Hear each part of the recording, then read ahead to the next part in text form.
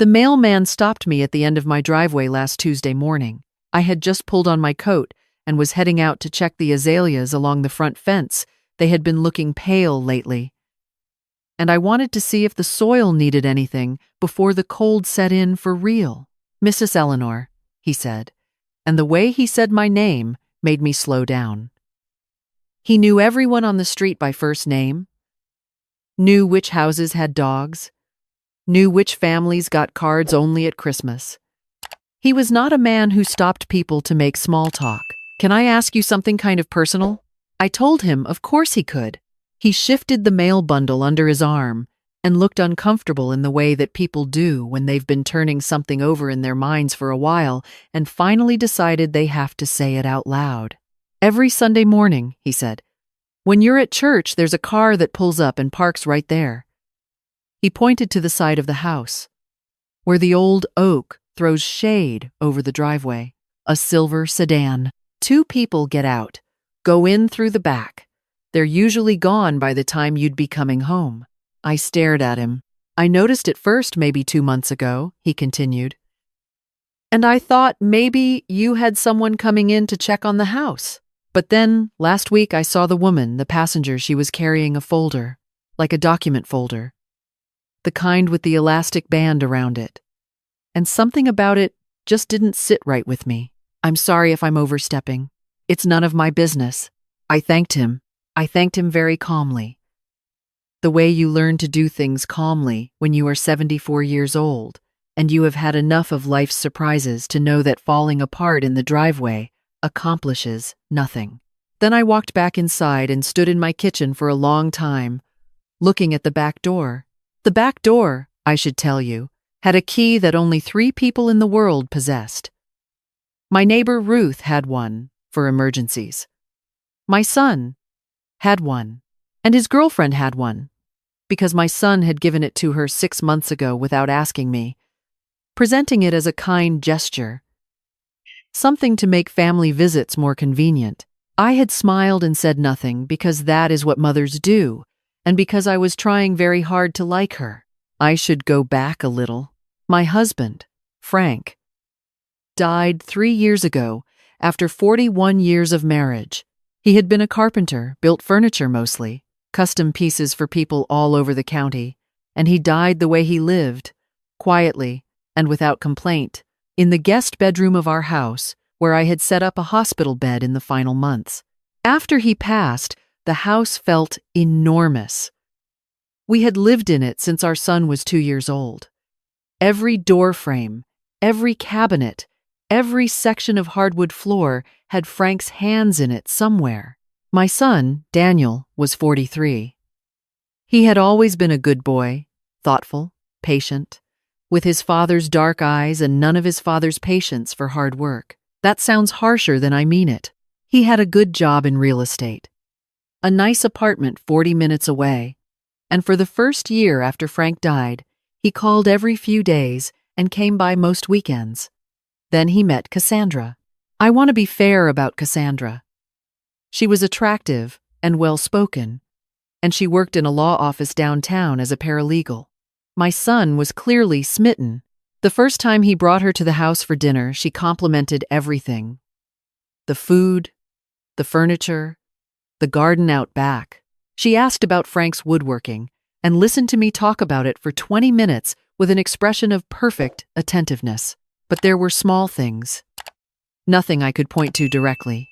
She asked, very early on, whether Frank had left a will.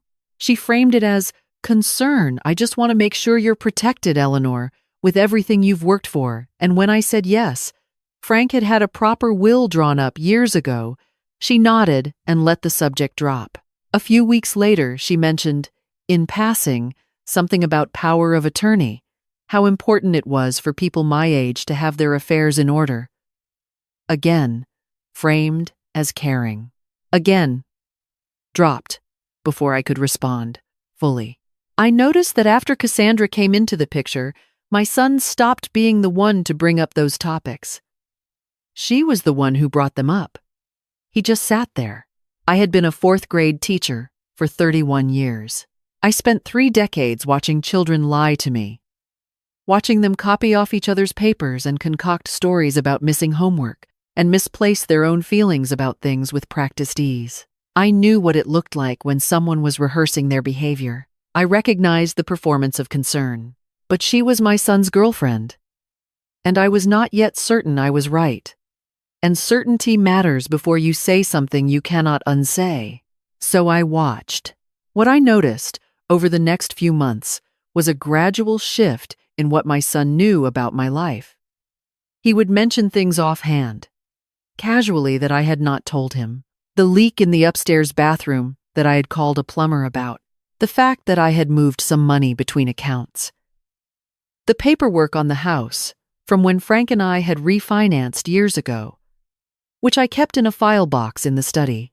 Once, he said, "Mom, I noticed you haven't updated your will since Dad passed."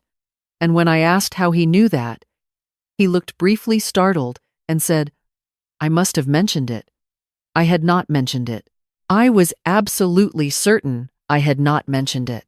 Still, I said nothing out loud. What was I going to say? That I suspected my son and his girlfriend were somehow going through my things? That I believed the woman he loved was rifling through my private papers? Without proof, that conversation would only make me look like a paranoid old woman. It would make everything worse. Then Gerald stopped me at the end of the driveway. I stood in my kitchen for a long time that Tuesday morning, and then I got out a piece of paper and I started writing down every small thing I had noticed. The comments about the will, the power of attorney conversation, the things my son knew that I had not told him, the document folder in Cassandra's hands that Gerald had noticed. The Sunday pattern, always when I was at church, always gone before I returned. 2 months of Sundays, 8 times at minimum, that someone had been inside my home without my knowledge. The list covered both sides of the paper. I folded it and put it in my coat pocket, and I drove to the hardware store. The young man in the security camera aisle was patient with me. I told him I was not technical and I needed something simple. He showed me a small device barely larger than a smoke detector, he said. And would I like the kind that sends footage directly to my phone? I told him yes. He spent 20 minutes showing me how to download the application and how to view the feed remotely. The whole setup cost me $180. I paid in cash. That evening, I placed the camera in the study, behind a row of books on the shelf facing the desk. Frank's desk, solid walnut, the one he had built himself the second year of our marriage. The camera lens pointed directly at the file box where I kept my important documents. I also placed a second, smaller device, a basic motion-activated recorder near the back door, tucked behind the clay pot where I kept Frank's old toolbox keys. Then I sat down and I thought very carefully about what I was going to do. I am not by nature a confrontational person. 31 years in a classroom will teach you that most conflicts resolve better through patience and observation than through direct attack. But I also understood something else from all those years.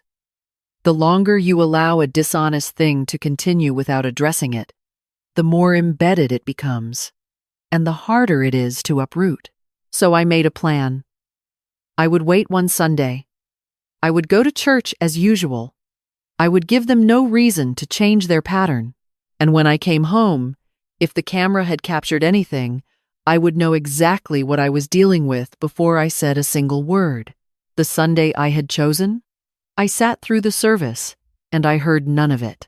I shook hands with people in the vestibule, and I smiled and I said the right things, and inside my chest my heart was doing something it hadn't done in years. Something that was not quite fear and not quite fury, but something in between. Something cold and very focused. When I pulled into the driveway, the house looked exactly the same as it always did. Quiet. Sunday afternoon still. The azaleas along the front fence, Frank's wind chime on the porch. I changed my clothes and made a cup of tea before I opened the application on my phone. I wanted to be sitting down. I wanted the tea. What I saw on the screen made my hands go very still. Cassandra had come in through the back door at 10:40 in the morning. She was alone, no silver sedan that Sunday, just her car parked one street over. As I later understood when I thought it through, she went directly to the study. She knew exactly where the file box was. She opened it without hesitation, the way someone opens a drawer they have opened many times before, and she spent 11 minutes going through the papers inside. I watched her remove a document and photograph it with her phone. I watched her replace it carefully. I watched her open the desk drawer, Frank's desk, the walnut one he built himself, and go through the contents with the same unhurried efficiency. Before she left, she stood in the middle of the study for a moment and looked around. Her expression was not guilty. It was satisfied. I watched that portion of the footage 4 times. Then I poured the rest of my tea down the sink and I called my attorney. Margaret had been my attorney for 18 years. She was 70 herself, recently semi-retired, but still taking cases she considered worth her time. When I told her what I had, she was quiet for a long moment. And then she said, "Eleanor, don't say anything to anyone yet. Come in tomorrow morning and bring everything." I brought the phone with the footage. I brought the paper with my list. I brought the file box so she could see what had been in it. Margaret sat across her desk from me and watched the footage twice and did not say a word until she had seen it both times through. Then she said, "She photographed your power of attorney document." I told her I had seen that. "And your will." I told her I had seen that too. "Eleanor," she said carefully, "I want you to understand something. What she took photographs of those documents. They can be replicated, not forged easily, but there are people who know how. And if someone were building a case to challenge your mental competency or trying to create paperwork that would give another person control over your assets, this is exactly the kind of material they would need." I sat with that for a moment. "How long has this been going on?" Margaret asked. I told her about Gerald's timeline. 2 months, minimum. She picked up her pen. "Okay," she said. "Here's what we're going to do. What we did took 6 weeks. I want to be honest about those 6 weeks. They were not easy. During them, I continued to have Sunday dinners with my son and Cassandra on the occasions they invited themselves over, and I continued to smile and pass the bread and ask about their week. I continued to behave as if everything was exactly as it had always been. Cassandra continued her practiced performance of concern for my well-being. My son continued to seem in those moments like a man who believed he was doing the right thing. I added 2 more cameras. I documented 4 more Sunday visits, once Cassandra alone, twice with my son present, once with a third person I did not recognize, a man in his 50s who spent most of his time on the phone. He, it turned out, was a notary. Margaret's investigator identified him from the footage within 48 hours. The week before I was ready, I changed the locks on the back door. I told my son, casually, that I had lost my spare key and had to rekey the whole set. Did he want a new copy? He said yes. I said I would get around to it. I did not get around to it. I also made an appointment with a different attorney and had my will and power of attorney documents reviewed and updated. The original documents, the ones Cassandra had photographed. Margaret advised me to keep those in the file box exactly where they had been. Let them think what they thought they had. When everything was ready, Margaret called Daniel and asked him to come in for a meeting. She told him it was regarding his mother's estate planning. She told him to bring Cassandra. Since she understood, Cassandra had been helpful to the family in navigating these matters. I was not in the room when they arrived. I was in the small waiting area, and Margaret's assistant brought me back in. After they had been seated for a few minutes, the look on Cassandra's face when I walked through the door is something I will carry with me for a long time. Not guilt. At first, just recalibration. A rapid, invisible adjustment. My son looked confused. Margaret laid it out plainly and without theater. The footage, the timeline, the documented visits, the photographed documents. The notary, who had been identified and who, when approached by Margaret's investigator, had been persuaded to discuss his involvement at some length. Cassandra had been in the process of building a case for a guardianship petition. She had gathered enough information about my finances, my health history, and my daily patterns to file a motion arguing that I was no longer capable of managing my own affairs. The goal was guardianship. The goal behind the guardianship was control of the house and whatever financial assets I had. Frank and I had been careful over the years. We owned the house outright. There was a retirement account. There was savings. Not a fortune, but enough. My son, when he understood what he was hearing, went the color of old ash. I didn't, he started. You were in this house, on camera, on 2 of these occasions, Margaret said. I didn't know about the guardianship petition. His voice had changed entirely.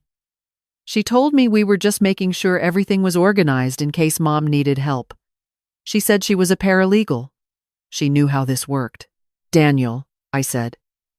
Just his name. He stopped. He looked at me. His father's eyes. Did you give her your key to my house? I asked. He said yes. Did you discuss my financial situation with her? He was quiet for a moment. She asked questions. He said. She said she was trying to help. She was not trying to help. The silence after that lasted a long time. Cassandra's attorney advised her, ultimately, not to fight what came next.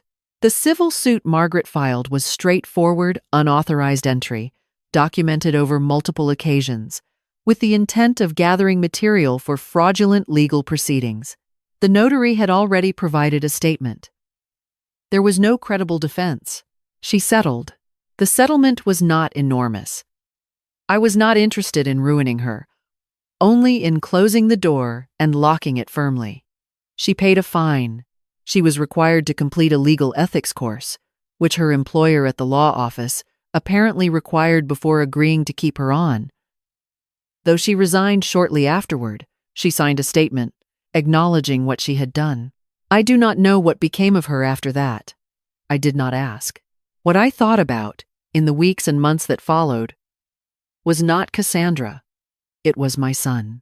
Daniel and I had a long conversation, several long conversations, that I will not describe in detail, because some things belong only to the people who lived through them. What I will say is that my son was not innocent. He had allowed himself to be convinced, gradually, that his mother needed managing. He had told himself it was love. He had handed over his house key and answered questions about my finances, and looked the other way at the small, dishonest things because the story Cassandra was telling him that he was a good son who was protecting his aging mother was a more comfortable story than the truth. People will believe an enormous number of things about themselves if the belief is flattering enough. I told him that I understood how it had happened. I told him I was not going to pretend it hadn't happened. I told him that his father would have been devastated. And I told him the truth plainly, the way I had always tried to tell the truth, because 31 years in a classroom also teaches you that children of all ages hear honesty better than they hear gentleness, dressed up as honesty. He cried. I let him. I did not give him a new key to the back door. What I gave him, instead? He started calling again, really calling, the way he had in the first year after Frank died, without an agenda behind the conversation. He came over for dinner and brought groceries and helped me rake the leaves in October without being asked. He did not mention Cassandra. He did not mention the will. He asked about my azaleas and listened to the answer. I was cautious. I think that is fair, and I think it will take more time than either of us would like, but I also know my son. And I know what his father's eyes look like when the person behind them is telling the truth. We are finding our way back to something, slowly, and with attention. The way you tend a garden that's had a hard winter. My friend Ruth, who has the emergency key and who knew nothing of any of this until it was over, came over on a Saturday in November with a bottle of wine and sat with me at the kitchen table after I told her the whole story. "Eleanor," she said, setting down her glass, "you installed a camera yourself and then took down a fraudulent guardianship petition."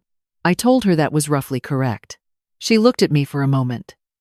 "Frank would have been so proud of you," she said. I thought about that for a while before I answered. The kitchen was warm and the wine was good, and through the window I could see the last of the leaves coming down from the oak tree in the side yard.